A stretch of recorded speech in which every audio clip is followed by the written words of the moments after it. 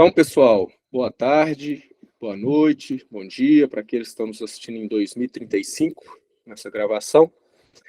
Nós vamos dar início à nossa quarta e última aula da disciplina de violência e criminalidade. E aí eu vou compartilhar a minha tela com vocês aqui.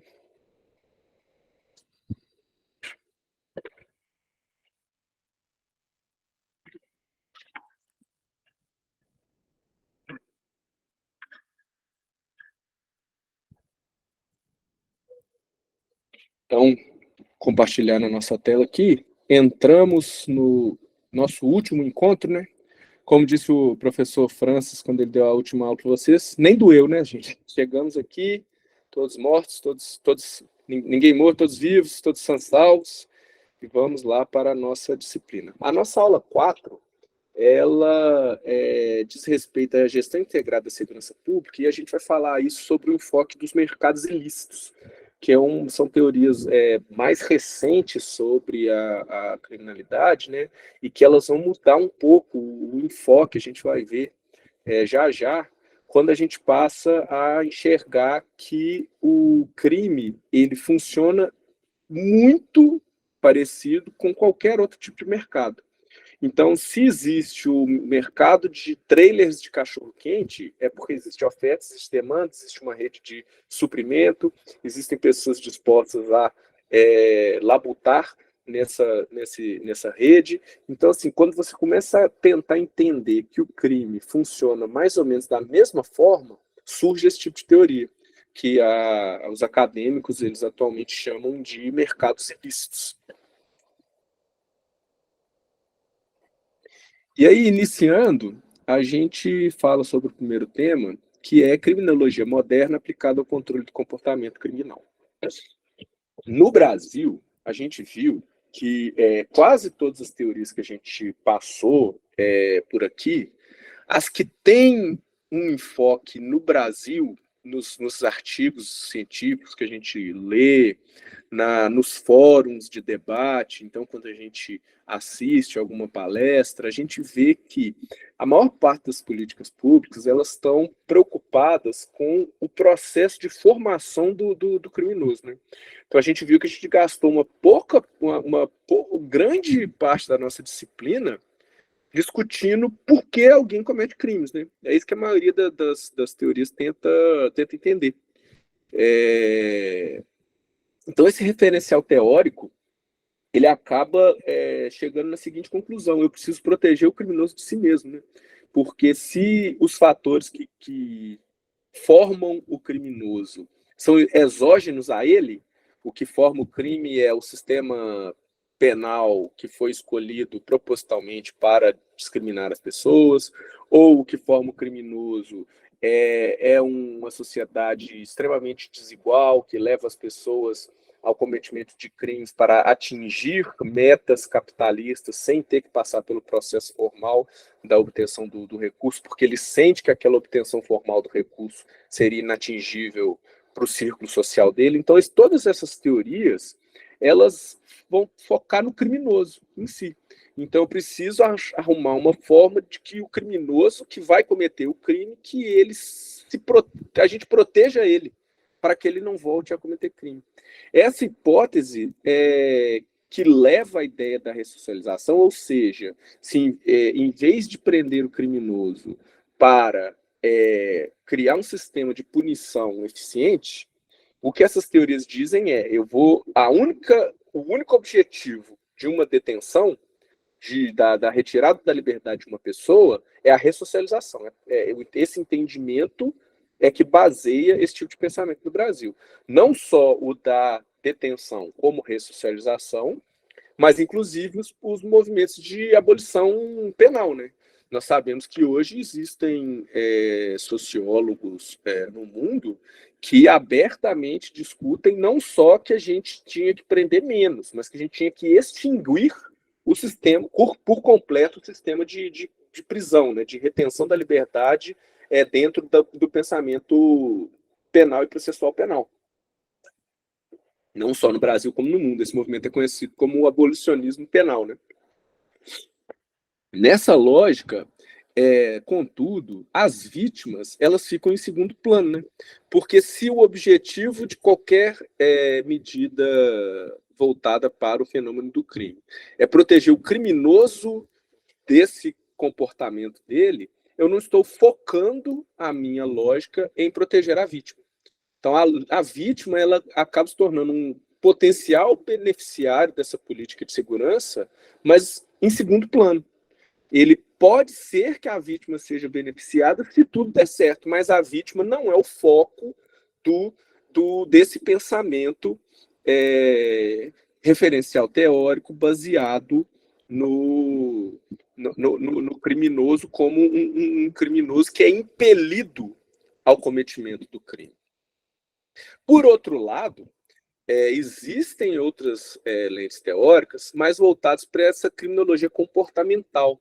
Eu não sei se os senhores e senhoras lembram, a gente falou na última aula sobre algumas teorias que hoje a sociologia já se sente confortável o suficiente, segura o suficiente como ciência, para aceitar influências, por exemplo, da psicologia. E é daí que surgem as teorias da criminologia comportamental. Ou seja, essas teorias que se debruçam sobre a estrutura da resposta legal ao crime, ou seja, como as sociedades estruturam a resposta ao crime, e como se estrutura um sistema regulatório da economia dos países que geram incentivos para os indivíduos já predispostos a cometerem crimes. Porque a gente viu, dentro da teoria do Sutherland, que é a pessoa que cunhou aquele termo do criminoso do colarinho branco, quando ele falava da teoria da associação diferencial, que a gente tratou lá na nossa segunda aula, ele falava que o crime ele é fruto de um aprendizado e das pessoas terem oportunidade de conhecer, de aprender sobre a prática de um crime. E é por isso que existe o crime do colarinho branco, né? Porque se as teorias que dizem que o crime é cometido por exemplo, pressão devido à grande diferença social que existe numa comunidade, como você explicaria pessoas milionárias que montam organizações criminosas baseadas em corrupção de agente público para fazer com que empreiteiras ganhem obras superfaturadas? Então, essa criminologia moderna e a criminologia comportamental, ela vai tentar entender como que a estrutura regulatória econômica do Brasil, por exemplo, acaba gerando incentivos para que um indivíduo prefira que a sua empreiteira seja uma empreiteira fajuta, mas que compra agentes públicos e superfatura obras, do que o comportamento que seria teoricamente esperado, né? Que é eu ter a melhor empreiteira, a empreiteira mais eficiente o possível, para que eu ganhe, na moral mesmo, legalmente, um pregão, por exemplo, uma licitação. Então, será que existem incentivos, por exemplo, na lei brasileira, que acabam levando as pessoas a cometerem crimes? E a estrutura da resposta legal, né? O crime, ele tem que receber uma resposta do Estado. Porque se a gente for pensar bem, a razão primeira para a existência do Estado é o monopólio da força, né? É a garantia de segurança para os seus cidadãos. A gente consegue terceirizar muita coisa num Estado. Seja esse Estado mais ou menos liberal, dependendo de como funciona o governo, de como é o pensamento da maioria vigente naquela sociedade, a gente pode discutir se a gente vai ter um sistema de saúde público mais abrangente ou menos abrangente. A gente tem países no mundo que não tem o SUS, e a gente tem países também que têm sistemas de saúde público melhores, mais abrangentes que o SUS. Apesar do SUS ser um dos mais abrangentes do mundo, ele é um caso de sucesso. Mas, se a gente for voltar lá atrás, até a Constituição de 1988, por exemplo, o Brasil não tinha um sistema único de saúde público, gratuito e universal. As pessoas tinham direito a acesso à saúde pública se elas trabalhassem com carteira assinada. Então, antes de 88, teoricamente, o Brasil não garantia acesso universal à saúde para todas as pessoas em território brasileiro, sejam elas nacionais ou estrangeiros, independente de raça, cor, credo ou origem socioeconômica. E o Brasil deixou de ser Brasil por causa disso? Não deixou. Então, até a saúde, que a gente hoje, por estar imerso nesse sistema do SUS já há um bom tempo, até a saúde ela não é essencial à existência de um Estado. Mas quando a gente pensa em segurança interna e externa, esse costuma ser o core business de um Estado, né? Sem garantir segurança nas fronteiras, segurança externa, né? Sem ter as forças armadas que garantam a soberania nacional, e sem ter um sistema de persecução penal, de resposta legal ao crime, que funcione, que seja eficiente, o Estado começa a perder a sua razão de ser, né?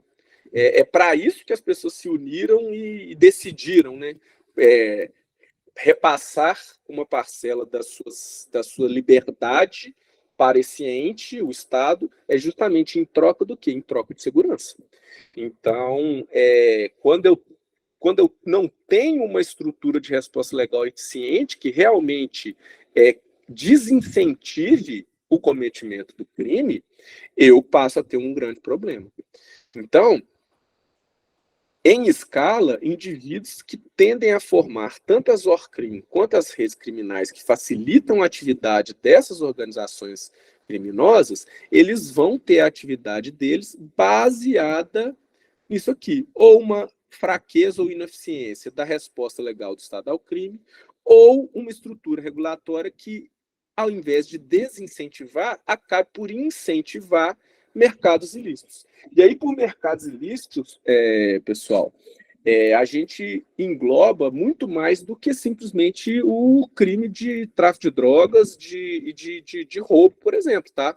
Se eu tenho uma quadrilha especializada em importação de um produto no Brasil que, apesar de ser legal, está desviando impostos, ou seja, eu estou cometendo o crime de descaminho, se eu tenho uma organização complexa, com todas aquelas características que a gente falou na última aula, com divisão de tarefas, com corrupção de agentes públicos, eu passo a ter uma organização criminosa, né? E aí eu tenho uma rede de suporte a essa organização criminosa. Isso é um mercado ilícito. É o mercado ilícito da venda dos cigarros eletrônicos, por exemplo. Está tão em voga no Brasil. Então, mercados ilícitos não é só a organização criminosa de tráfico de entorpecentes. No Brasil, apesar de não ser um assunto que é muito falado na mídia, nós temos organizações criminosas totalmente dedicadas ao tráfico de seres humanos. Nós temos mulheres, principalmente jovens, adolescentes, que são levadas para a Europa para se prostituir. Então, isso é um mercado. Percebam? Quando a gente fala de empreendedorismo criminal, a gente está falando disso. Apesar de ser uma das atividades mais vistas que eu posso fazer, que é transportar um ser humano ou reduzir um ser humano a condições análogas à escravidão, ou fazer o descaminho de um material, de uma roupa falsificada, que eu coloco uma marca nela para falar que ela é da Nike, mas na verdade ela é da Nike, né? Nike com QU, porque ela é feita na China. Então, isso também é um mercado ilícito. E é um mercado. Eu tenho pessoas interessadas em comprar produtos pirateados, eu tenho pessoas interessadas em vender, eu tenho fabricantes desses produtos, e surge uma rede que conecta todas essas pessoas. Então, quando a gente diz empreendedorismo criminal ou mercados ilícitos, a gente não está falando simplesmente dessa criminalidade violenta. Existem mercados ilícitos mais violentos, que a gente chama de que produzem externalidades negativas mais graves ou maiores, mas também existem mercados ilícitos que não produzem tanta violência, mas ainda assim são mercados ilícitos.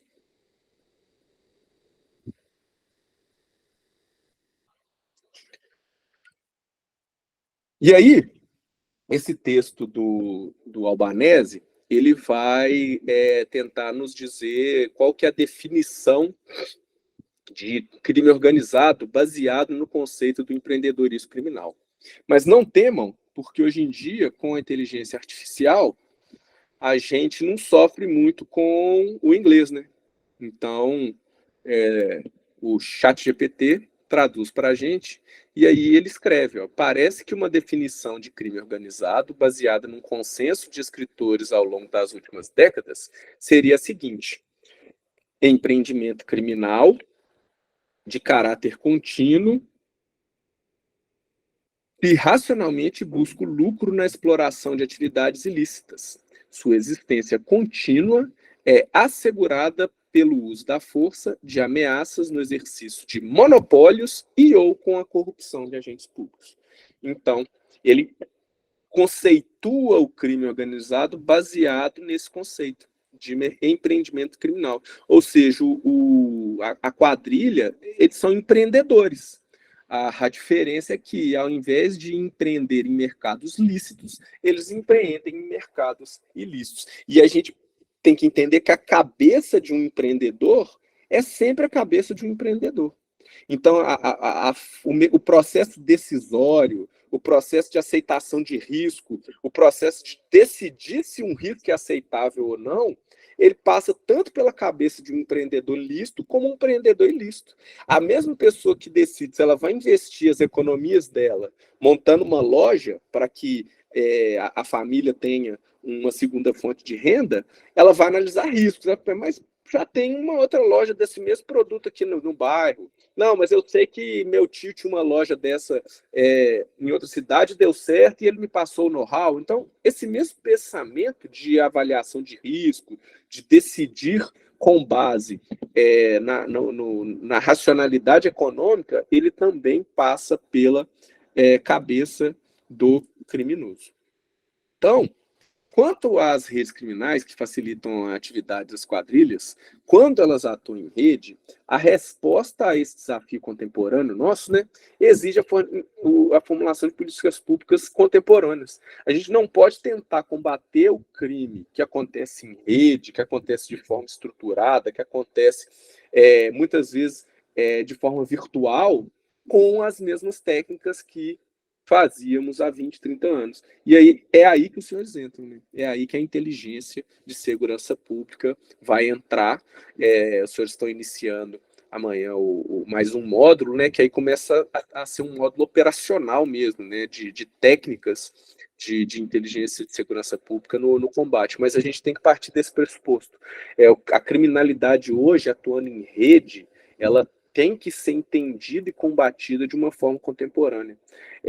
Não sei se vocês lembram, né, na aula do Major Roth, ele estava falando sobre os grafos, né, e como eu consigo entender nódulos ali de uma rede, transformando informações que são qualitativas em dados, né, em conhecimento.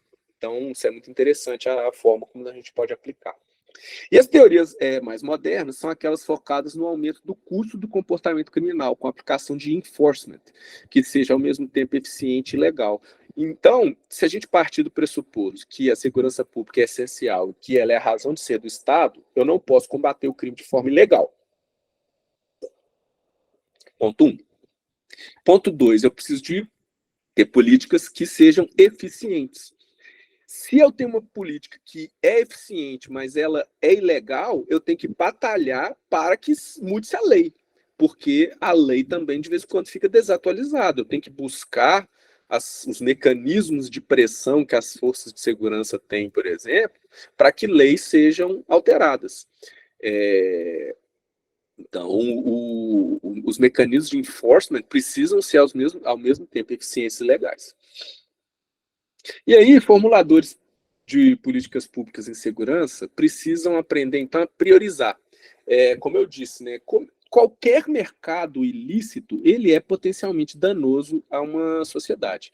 O mercado ilícito de contrabando de cigarros eletrônicos, ele é potencialmente danoso à nossa sociedade. O mercado ilícito de contrabando de cigarros vindo do Paraguai é potencialmente danoso à nossa sociedade. O mercado ilícito de software piratas é potencialmente danoso à nossa sociedade. Mas eu preciso de priorizar, porque os recursos são escassos e os problemas são crescentes. Então, quando eu sou um formulador de política pública, uma das primeiras coisas que eu vou ter que fazer para decidir como fazer essa gestão do combate ao crime, eu preciso priorizar. E aí eu vou priorizar os mercados mais violentos e os mercados mais rentáveis. Por quê? Porque mercados muito rentáveis acabam financiando atividades secundárias de mercados menos rentáveis. O criminoso, quando ele tem um mercado muito rentável, ele acaba utilizando os lucros auferidos com aquele mercado ilícito em outros mercados ilícitos, tanto para facilitar a lavagem de dinheiro, como até mesmo para investir, né, aquela quantia. Sempre lembrando, nós estamos identificando aqui que o criminoso ele é um empreendedor. Para tanto, necessário se faz identificar nichos de produtos e redes nacionais ou transnacionais, ao mesmo tempo em que se busca o desenvolvimento da capacidade de focar ambientes onde as ORCRIM atuam. Pois, apesar de poderem ser até transnacionais, o crime moderno sempre ocorre no nível local, o que exige, entender a arquitetura ambiental que facilita isso, e dois, o contexto situacional que gera incentivos ou desincentivos ao crime. Então, se o crime pode ser transnacional, eu posso ter o PCC atuando em vários países, mas o ato criminal, a produção de entorpecentes, a lavagem de dinheiro, a venda de drogas, o homicídio, ele ocorre num local próximo. Se eu entender quais arquiteturas ambientais facilitam que o crime ocorra num local, eu posso atacá-las. Então, é aquele exemplo que a gente deu na outra aula. Eu posso fazer um processo de capina em ruas que vai reduzir o crime de furto ou crime sexual naquela rua. Ao mesmo tempo, eu tenho que entender como numa sociedade podem haver incentivos ou desincentivos ao crime, para que o criminoso, que é um ser racional, escolha, seja desincentivado a praticar o crime. Ou seja, entender o crime como um mercado e controlar esses mercados ilícitos para conter a violência associada a eles. O combate ao homicídio baseado na eleição de alvos, por exemplo, e no desmantelamento de determinadas quadrilhas, eles costumam ter externalidades, né? Costumam ter custos, por exemplo. Então, de vez em quando, a gente precisa controlar os mercados para conter a violência associada a eles. O principal referencial dessa abordagem, então, é a perspectiva racionalista. Lembra que a gente falou, né, na primeira aula, não sei se os senhores estão lembrados, mas a gente falou um pouco sobre como que se estrutura, né, o pensamento da criminologia moderna, e a gente chegou à conclusão que basicamente a gente tem três linhas, né, grandes linhas de pensamento na criminologia.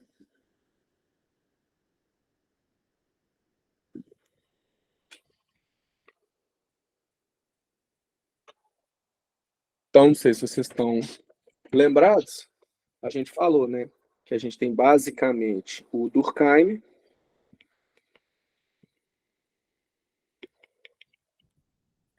o Weber e o Marx. Cada um estruturou mais ou menos uma linha de pensamento, né? Então, se as teorias neomarxistas geralmente estão preocupadas com a opressão, e o pensamento do Durkheim é funcionalista, né? Geralmente o Weber ele entende essa linha de raciocínio de uma forma um pouco mais racional. Ele acredita que existem tradições, que existem mitos que vão conferir alguma autoridade a determinadas pessoas, determinados grupos e determinadas instituições, mas ele tem as teorias que decorrem desse pensamento weberiano, geralmente elas identificam que além da tradição, que além dessa linha de pensamento, a principal linha que faz as pessoas decidirem ou não delinquir vai ser um pensamento racional, ou seja, em algum momento o potencial criminoso vai decidir, devido a incentivos e desincentivos,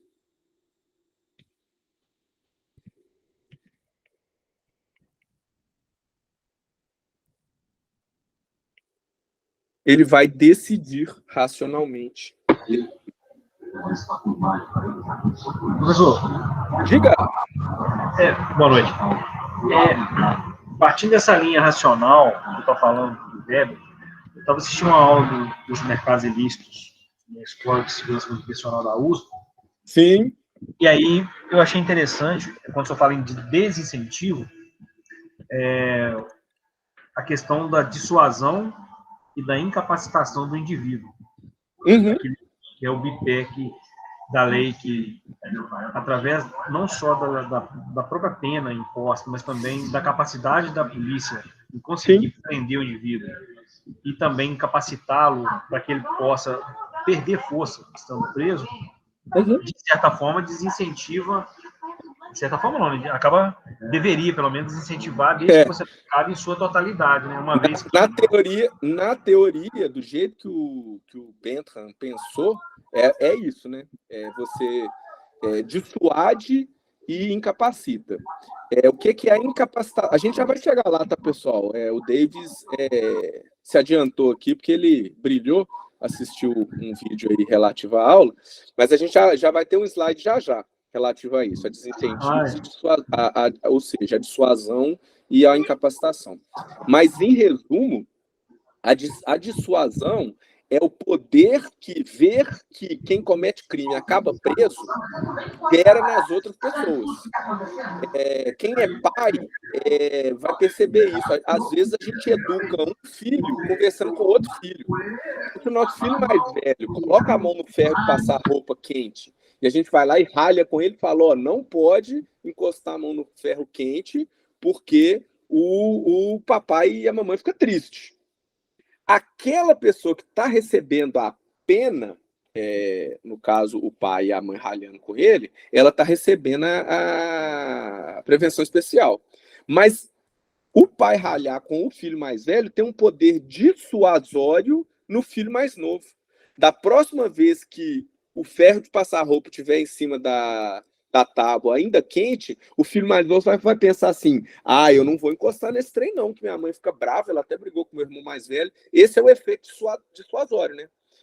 Notem que quando a gente falou disso na primeira aula, né? O nosso sistema penal brasileiro, ele é baseado nisso. Ele acredita que a pena teria que ter um poder dissuasório sobre o restante da população. Ela reafirma o valor da norma e ela desencoraja comportamentos similares. Então, isso é que é dissuasão. E a incapacitação seria eu ter certeza que durante o cumprimento da pena aquele criminoso, ele efetivamente está longe do crime, que ele está incapacitado, ou seja, que ele está guardadinho, sem contato com a rede criminal dele, sem contato com os comparsas, e aí ele ficaria ele perderia nódulos ali daquela rede, né? Ele perderia contato com outras pessoas e ele ficaria também, uma parte da doutrina vai dizer, alguns especialistas, ele ficaria até desatualizado, né? Se eu deixo uma pessoa 10, 15 anos presa, ela vai desaprender ou não vai se atualizar nas técnicas de cometimento de crime, seja qual for o mercado ilícito, seja tráfico, seja homicídio, seja tráfico internacional de pessoas, seja descaminho de cigarro eletrônico. Então, seria isso que o David está falando, né? Que a pena ela teria que produzir desincentivos baseado justamente nesses dois fatores. Então, é exatamente isso, David. No Brasil, Destaca-se nessas teorias, né, da perspectiva racionalista, para quem tiver interesse em pesquisar, em ler mais sobre isso, o Geraldo Brenner, o Peri Chiquida e o professor Leandro Piquet, que trabalha, inclusive, no Instituto de Relações Internacionais da USP e é quem, se eu não me engano, é o diretor desse curso aí que o Davis comentou. Leandro Piquet, ele tem muita obra boa publicada a respeito desse pensamento da criminologia moderna e como a gente tem que tentar, né, aplicá-la no Brasil em contraste com outras visões de mundo, né, que a gente sabe que existem e que às vezes acabam ganhando mais voz, mais espaço por falta de pessoas dedicadas, como os senhores, em escrever um artigo científico, por exemplo, baseado nisso. Né? Por que não eu tentar, com dados, por exemplo, empíricos, com dados qualitativos, tentar entender melhor o fenômeno do crime pela teoria econômica e não pela teoria sociológica ou a que a gente chama de teorias críticas, teorias decoloniais, né, que são os trabalhos que mais são tratados aí no Brasil. E aí, em democracias consolidadas, o foco no comportamento criminal, então, substitui o foco na formação psíquica do criminoso, com exceção do nosso continentezinho aqui, né? Entender a diferenciação entre comportamento versus formação é determinante porque as políticas de segurança pública precisam ser estruturadas para impedir que as condições objetivas que desencadeiam a ação criminosa se formem e acabem por incentivar atos do criminoso.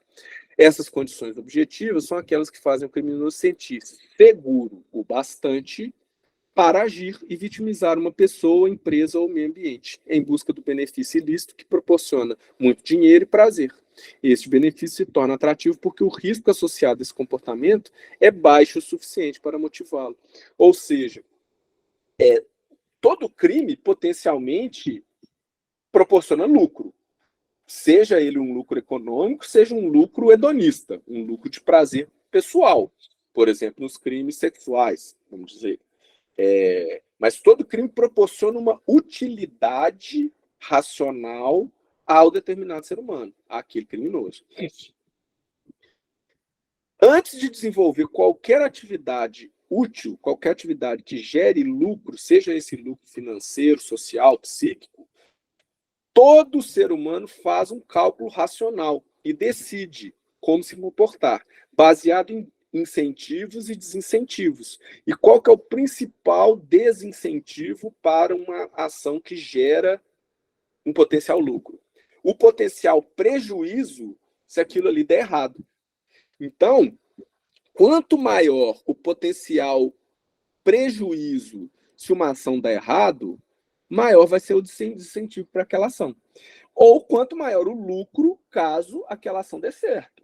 Então, se a gente pensar num mercado lícito, quando uma atividade é extremamente lucrativa, geralmente ela está associada a um lucro um risco maior. É por isso que pessoas que investem dinheiro em renda fixa costumam receber menos contrapartida através de juros fixos do que pessoas que fazem day trade na bolsa. Enquanto a chance, o risco de ganhar muito mais dinheiro na renda variável existe, o risco de eu ter um prejuízo muito maior na renda variável também existe. Então, percebam que, racionalmente, alguns investidores vão decidir, não, eu não me sinto seguro o suficiente, eu não aceito esse risco associado ao investimento em ações. Portanto, eu permanecerei no mercado de renda fixa.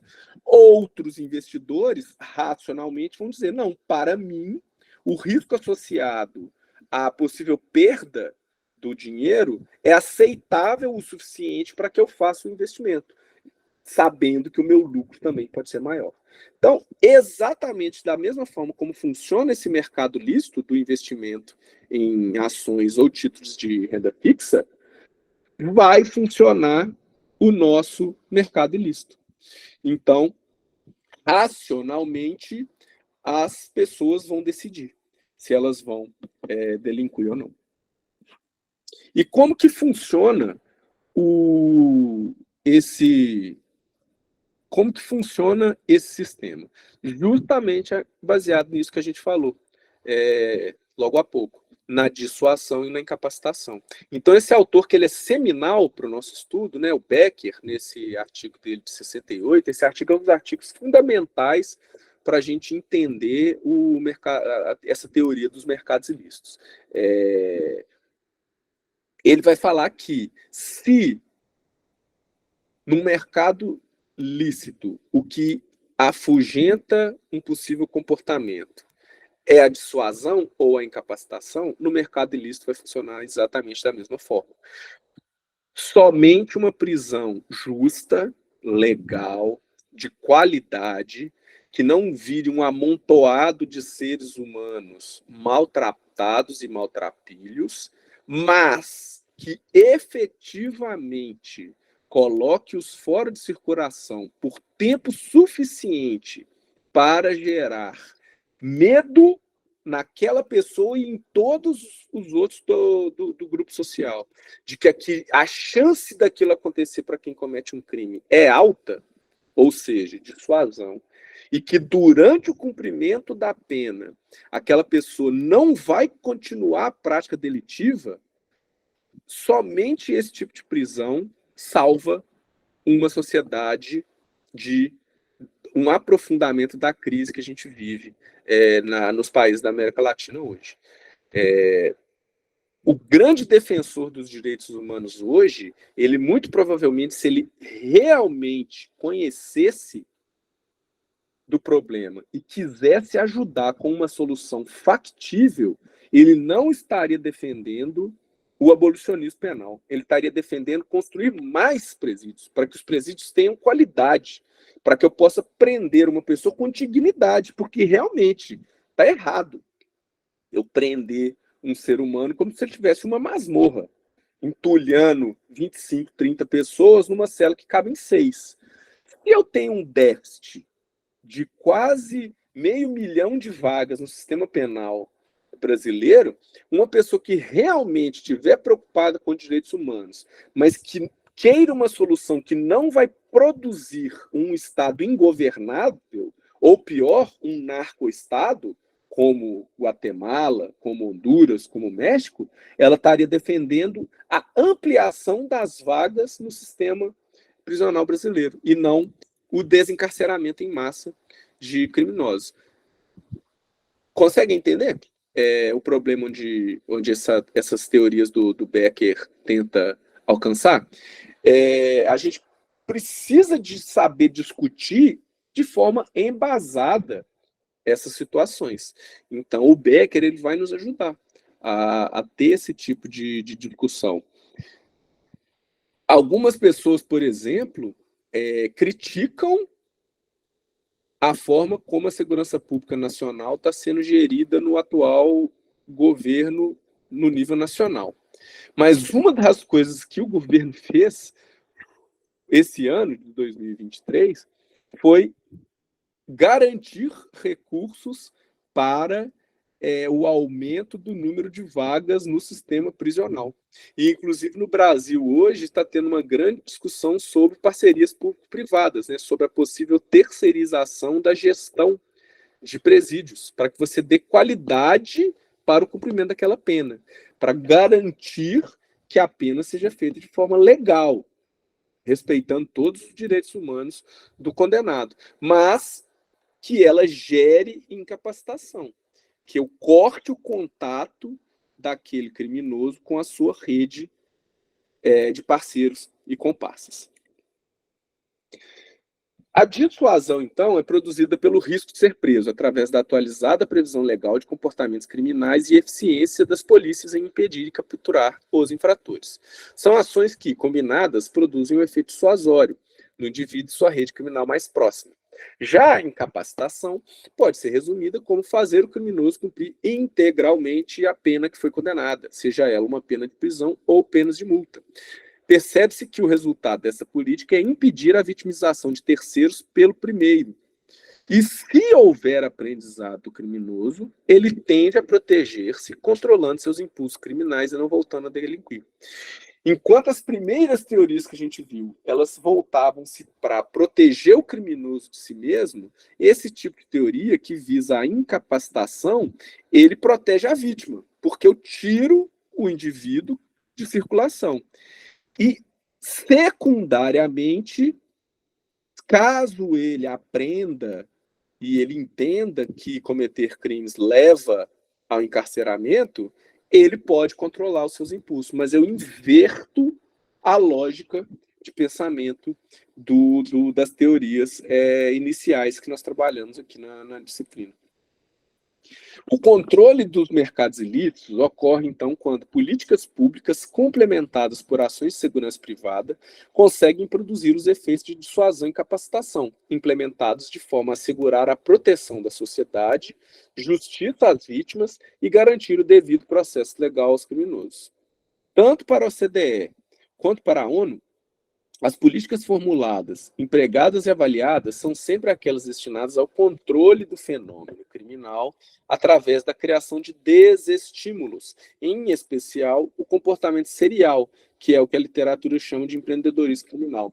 Algumas das teorias, por exemplo, a teoria da análise de curso de vida, a gente não tratou ela de forma mais detida na nossa disciplina, mas uma das abordagens que existe na sociologia do crime seria entrevistar criminosos para tentar entender se existe um certo padrão de comportamento. E pesquisas mostram que no mundo todo existe um certo padrão entre os criminosos. Um desses padrões indica que a grande maioria dos crimes são cometidos por uma pequena minoria dos criminosos, ou seja, existem criminosos seriais. Existem pessoas que elas roubam 20, 30, 50 vezes. Existem pessoas que matam 1, 2, 20 pessoas numa quadrilha. Ou seja, um comportamento serial. Se eu conseguir identificar esse indivíduo e aplicar nele a dissuasão e a capacitação, eu vou estar sendo muito mais eficiente, efetivo e eficaz na minha política pública de segurança pública. E a gente sabe que hoje um dos grandes problemas que a sociedade brasileira cobra do ator público é justamente isso, né? Analisar as políticas públicas, verificar se as políticas públicas estão funcionando. Então, assim, se eu tenho uma política pública de combate a qualquer tipo de fenômeno criminal, seja ela com investimento nas polícias, investimento na área social, investimento em aumentar o emprego, não importa. Por exemplo, existe uma discussão muito séria se a existência da Zona Franca de Manaus se justificaria no Brasil de hoje em dia. E uma das questões que envolve a manutenção, porque custa dinheiro, o governo gasta dinheiro todo ano para manter a Zona Franca de Manaus. Esse dinheiro poderia estar sendo realocado em outras atividades do próprio Estado brasileiro. Mas as pessoas que defendem a existência da Zona Franca de Manaus, uma dos argumentos delas é que, olha só, para vocês verem, que a Zona Franca de Manaus, ela desestimula comportamentos criminais, mercados ilícitos de madeireiros, de grileiros de terra, de mineradores ilegais. Então, olha só como que uma ação que é aparentemente de microeconomia está afetando um desestímulo à criação de um mercado ilícito, de acordo com os defensores dessa política. E aí eu preciso de verificar, né? Então, se eu estou gastando dinheiro, se eu tenho uma política pública que visa proteger a sociedade, eu preciso avaliar. Toda política pública hoje em dia ela precisa ser avaliada. Esse é o mote da teoria da administração pública moderna. E como que eu avalio uma política pública? De tempos em tempos, eu preciso saber se essa política pública está produzindo resultados eficientes, eficazes, efetivos, se os efeitos dessa política são sustentáveis no longo do tempo, né?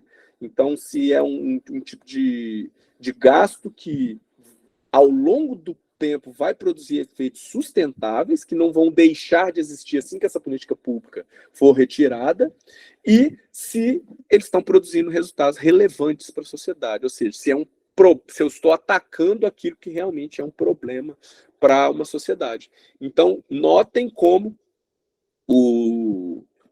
isso não existe, né, nas políticas de segurança de forma geral, na União, nos estados, nos municípios. As pessoas têm os programas, fazem os gastos, mas elas não procuram muito tentar avaliar de tempos em tempos esses 5 fatores, né? Eficiência, eficácia,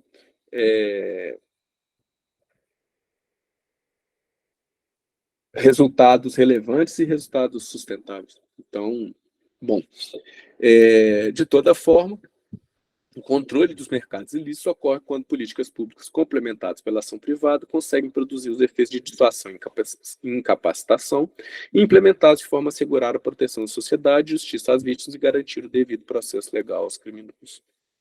Notem que em nenhum momento esse tipo de teoria vai extinguir o devido processo legal, tá, gente? Esse não é o tipo de teoria atire primeiro, pergunte depois. Isso é uma teoria científica, embasada, tem diversos autores renomados que abordam a criminogênese com base nessas teorias. Aí os senhores podem estar se perguntando, mas como que eu nunca tinha ouvido num debate público alguém falar desse tipo de teoria? Porque nós, agora, somos especialistas, a gente precisa conhecer mais a fundo do que o debate raso que é feito por algumas esferas da sociedade. Usando essa definição, então, de mercados ilícitos que Williams fez, as instituições, principalmente os estados, focam em agregar custo ao ponto de impedir ou dificultar a atividade criminosa no processo. Então, se a gente quebrar toda a rede criminosa, ela geralmente envolve algumas fases, né? Então, se eu pego, por exemplo, a droga, eu vou ter a produção da droga, eu vou ter uma fase de aquisição desse produto lá na origem, eu vou ter a fase do transporte até o local de destino e eu vou ter a venda. Isso vale para DVD pirata, para seres humanos vendidos como escravos sexuais ou para a produção de cocaína. E aí eu preciso de fazer a lavagem desse dinheiro e a compra de produtos lícitos ou ilícitos retornando para o ciclo, né? É assim que funciona, basicamente, um mercado ilícito. Como que os estados, de maneira geral, agem? Eles tentam, quebrando essas fases, atuar nas fases que são mais fáceis de prevenir. Qual que é a principal atuação do tráfico de drogas no Brasil? Infelizmente, a gente tem um foco muito grande na venda e a gente não tem um foco tão grande, por exemplo, no transporte. O transporte, geralmente, é a atuação que é considerada pelas organizações criminosas, a gente sabe isso, por acompanhar monitoramentos telefônicos, por ler entrevistas com os criminosos e por acompanhar julgamentos. A gente sabe que a fase de transporte do entorpecente, por exemplo, ou do produto pirata, ela costuma ser a fase que agrega mais risco, né? É mais arriscado fazer o transporte internacional de cocaína do que depois que a cocaína já está lá na Holanda, vendê-la na Holanda. O risco de transportar a droga da Bolívia para o Brasil é maior do que o risco de ir até a Bolívia e adquirir essa droga. Então, assim, geralmente concentra-se o risco no transporte, mas no Brasil a gente tem uma concentração muito grande de repressão sobre a venda. E talvez a gente devia estar fazendo uma repressão maior sobre o transporte, que não, na maior parte das vezes, né, não é competência das polícias estaduais. A gente também pode ter uma atuação na lavagem de dinheiro, porque se eu não consigo reinserir o dinheiro auferido nessas fases no mercado lícito, eu torno a vida das organizações criminais mais difícil. E eu também posso tentar tornar mais difícil a compra de produtos lícitos ou ilícitos com o dinheiro produzido por essas fases. Então, as organizações criminosas elas vão adquirir tanto produtos ilícitos, armas, como produtos lícitos, para carros, casas. Então, os estados podem atuar também criando desincentivos, dificultando a existência desse tipo de mercado. Desestimular esses comportamentos criminais diminui a viabilidade comercial dos crimes, pois impede a sedimentação dos incentivos econômicos intermediários que são gerados pelos ganhos de cada etapa do processo, e não somente pelo ganho final. Por isso, a OCDE recomenda que os governos fortaleçam as capacidades de aplicação da lei e compartilhem informações, sejam mais flexíveis e ágeis do que as redes criminais para rapidamente se adaptar e impor sanções com efeito dissuasor, tanto sobre o criminoso quanto sobre possíveis atores terciários das redes criminais. Infelizmente, a gente sabe que é difícil, e aí não é só um problema no Brasil, em quase todos os países do mundo, né, os sistemas legais serem flexíveis e ágeis, né?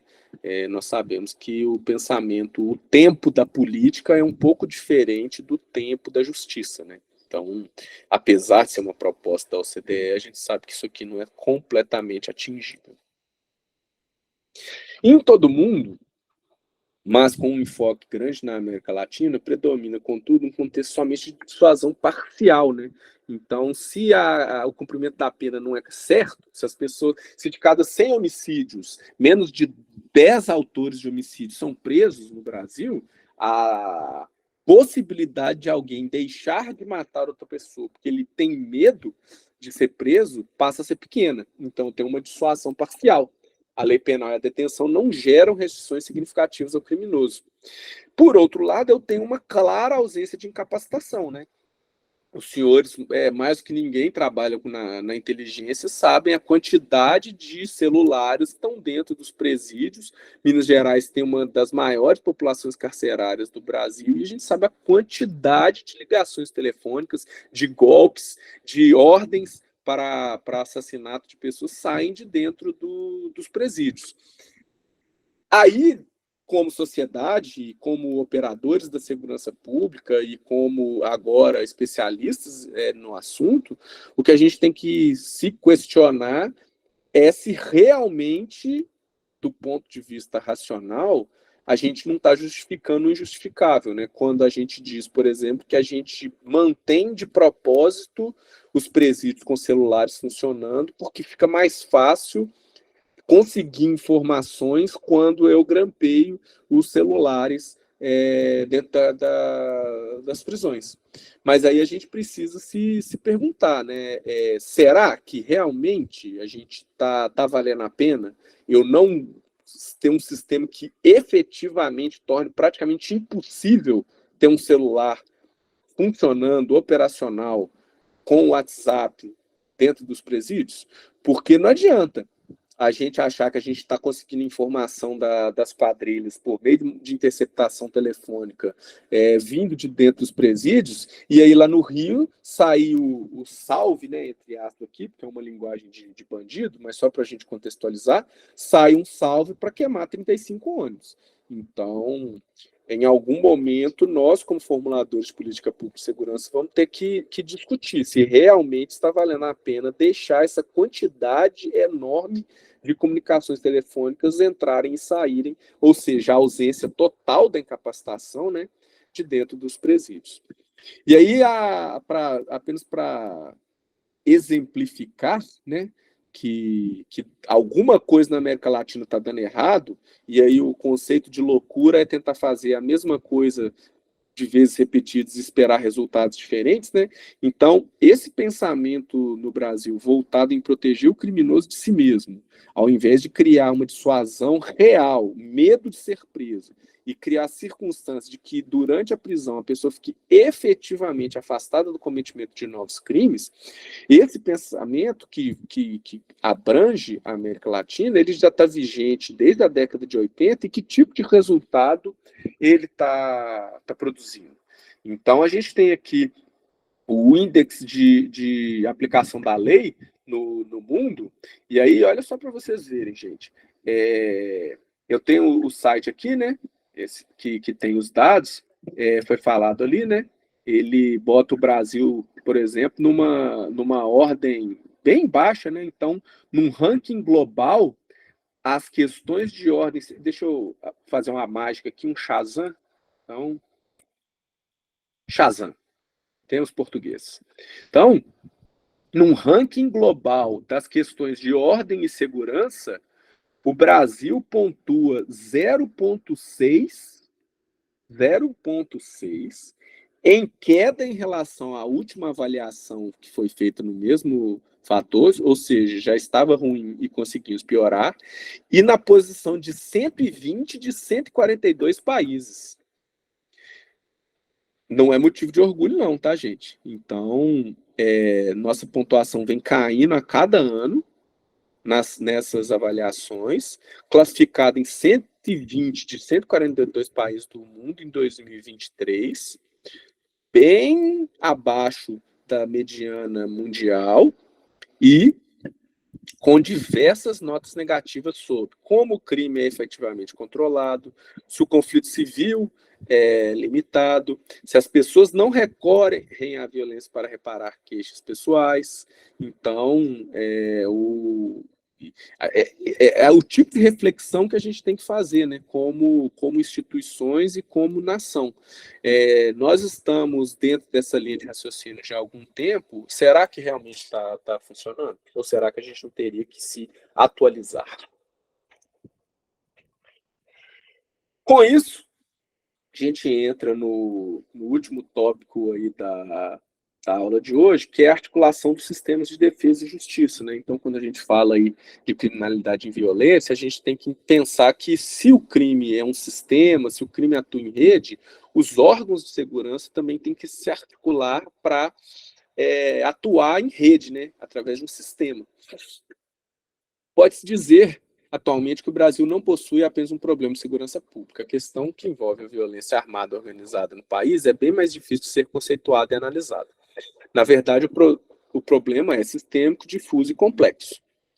E aí a gente tem a visão de um grande aglomerado subnormal aqui do país.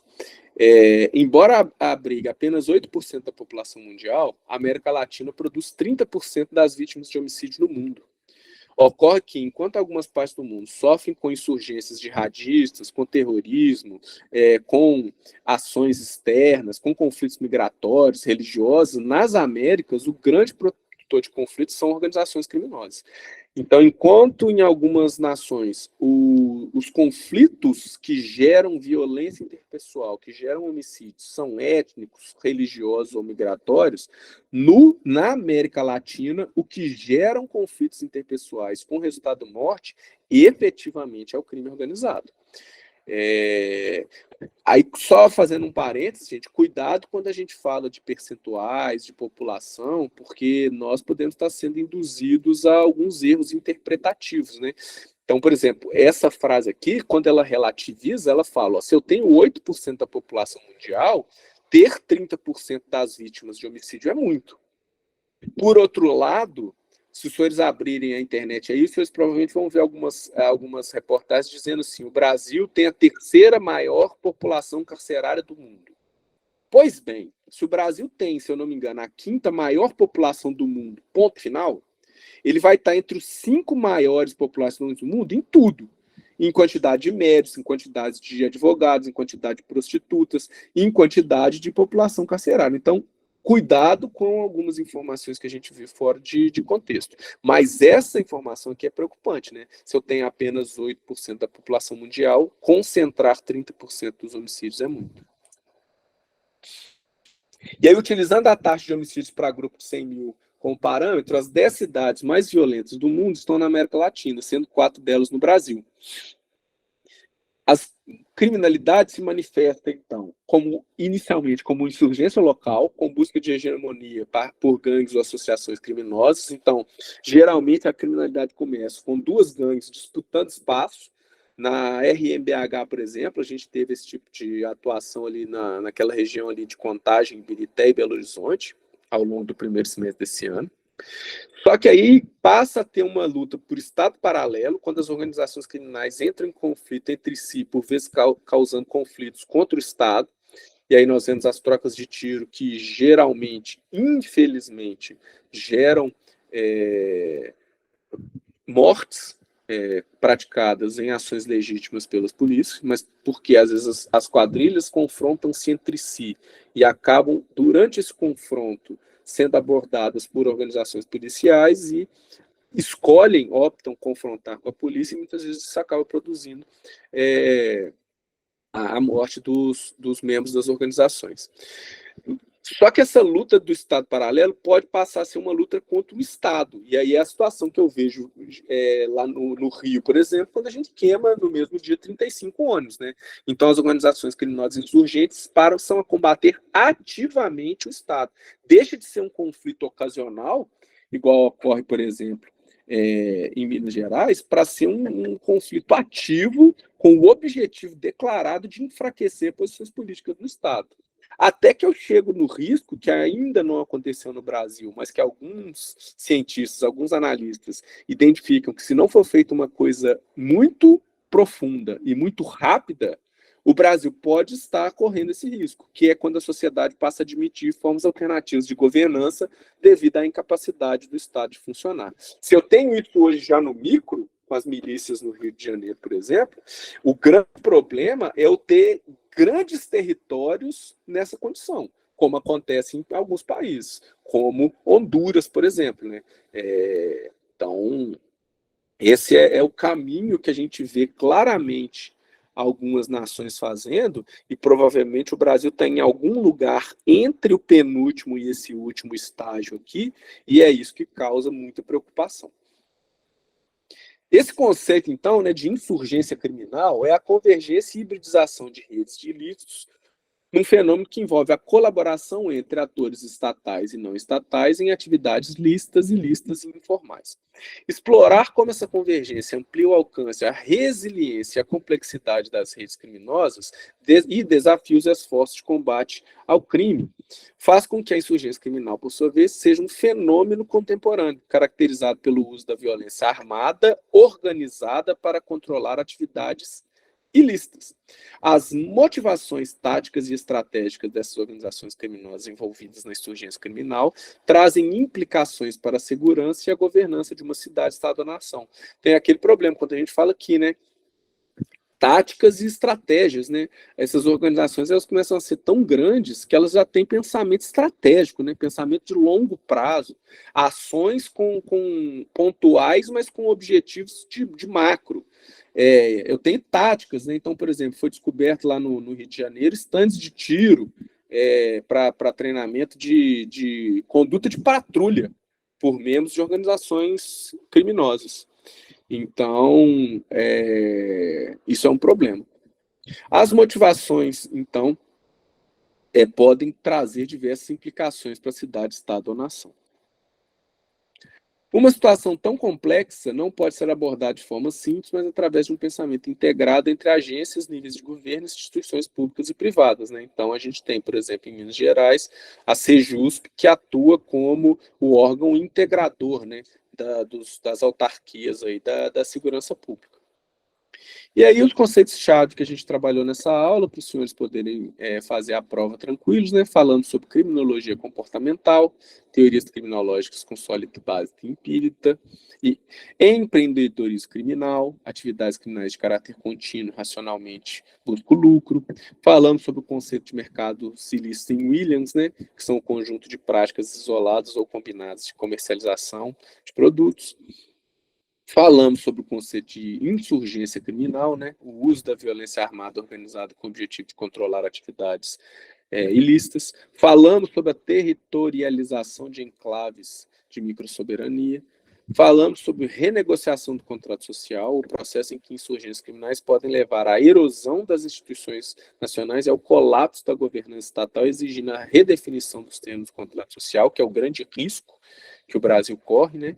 E devido à governança criminal, uma forma alternativa de governança estabelecida por atores armados não estatais em enclaves de microsoberania, impondo padrões de comportamento e regras de convivência. Então, são os conceitos chaves aí que a gente vai precisar para poder responder às questões. E aí, para a gente responder de forma integrada, é preciso pensar de forma multidimensional, né? Então, nesse sentido, a teoria do controle competitivo é uma abordagem para compreender a dinâmica de poder entre atores estatais e não estatais na insurgência criminal.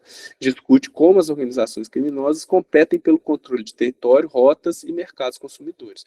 Por sua vez, a segurança multidimensional vai além da segurança tradicionalmente entendida como combate ao crime pelas polícias e inclui aspectos como segurança humana, desenvolvimento socioeconômico, direitos humanos, governança e meio ambiente. Discute a importância de abordagens abrangentes e integradas para lidar com os desafios contemporâneos da segurança. Então, a segurança multidimensional pode ser entendida como uma reunião de capacidades coercitivas com capacidades não coercitivas. E aí fica a discussão para vocês, né? Seria possível abandonar pensamentos de abolição penal para avançar em mecanismos dissuasórios e capacitantes? Aí é a pergunta reflexiva, né, que os senhores em casa vão pensar enquanto tomam um chá e comem um biscoitinho. E, por outro lado, a gente precisa discutir a ação das Forças Armadas na segurança pública, né? No Brasil, ao longo dos últimos anos, cada vez mais a União lança mão de estratégias de operações, dando às Forças Armadas poderes típicos das polícias, que no Brasil a gente chama de operações GLO, né? Garantia da lei e da ordem. Mas seria possível abandonar esse modelo westphaliano de distinção entre a defesa nacional, responsabilidade da União, e a defesa interna, responsabilidade dos estados com suas polícias?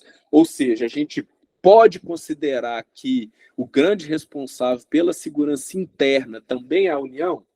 Será que a gente vai precisar de discutir o artigo 144 da nossa Constituição?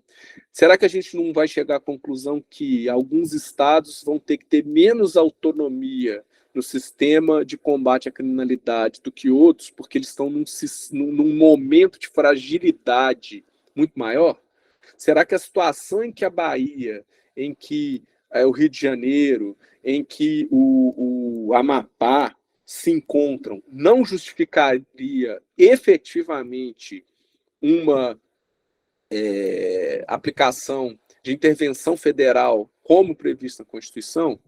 Mas aí fica a pergunta, né? Será que a nossa ordem constitucional autoriza como legal a implantação de GLO sem a decretação de intervenção federal? Será que as Forças Armadas poderiam receber poder de polícia sem ser durante uma intervenção?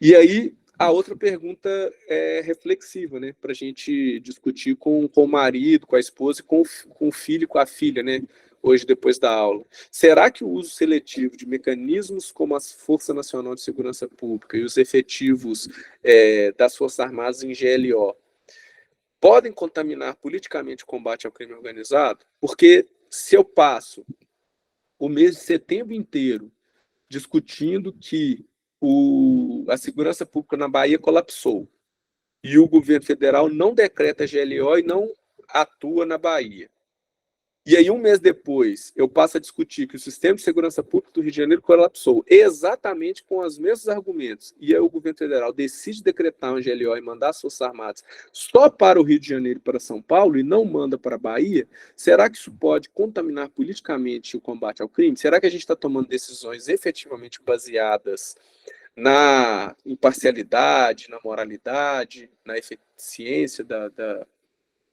administração? Então, são essas perguntas, né, que a gente vai ter que se fazer hoje, após a aula. E aí, meus caros, minhas caras, a gente chega ao fim da nossa disciplina, e aí eu queria dizer que eu coloquei o link desse vídeo aqui do YouTube lá no nosso Moodle, e eu gosto dele. Ele é um vídeo que eu acho bacana, porque ele consegue, num tempo relativamente pequeno, ele não é um vídeo longo, mas ele resume tudo que a gente viu nas nossas 4 aulas. Então eu gosto que... E ele usa de forma lúdica, né, o personagem do Coringa. Então, assim, eu recomendo que vocês assistam a esse vídeo, porque ele vai resumir de forma muito clara todas essas 4 aulas que a gente teve sobre a sociologia do crime. E aí só a gente entender, né? Quando a gente termina a nossa disciplina, a gente chega à seguinte conclusão, que eu preciso de uma abordagem integral, mas que reconheça que o crime tem múltiplas causas, né? Ele tem causas sociológicas, causas psicológicas, causas individuais, causas grupais. Então, eu tenho que, se eu entendo que são múltiplas causas, eu também tenho que entender que são múltiplos atores que vão estar envolvidos. a polícia são os atores, mas as prefeituras, a sociedade civil organizada, as diversas secretarias de Estado e dos municípios, a União, o Estado e o município, nos níveis da federação, o Poder Judiciário é responsável, o Poder Legislativo é responsável. Então, é isso que a gente conclui, né, ao final dessas 4 aulas da disciplina. O contexto, ele tem que ser visto, enxergado de forma integral, reconhecendo, né, essas múltiplas causas. E se os fatores de risco vêm do indivíduo, do grupo social e do contexto territorial, eu vou ter que atuar sobre tudo isso para a gente conseguir prevenir e reduzir o crime no Brasil. É isso que a gente tinha para dizer para os senhores ao longo da disciplina. Gente, muito obrigado pela atenção de vocês e me coloco à disposição para aquilo que vocês precisarem. Temos as nossas referências aqui, para quem quisesse aprofundar.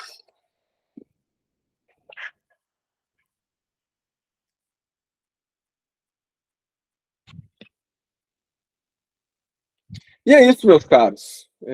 Encerrando aqui a disciplina, estamos à disposição de vocês. Eu vou postar os nossos recadinhos lá no grupo dos discentes, mas em resumo, para quem não estava aqui, acho que eu vou parar a gravação.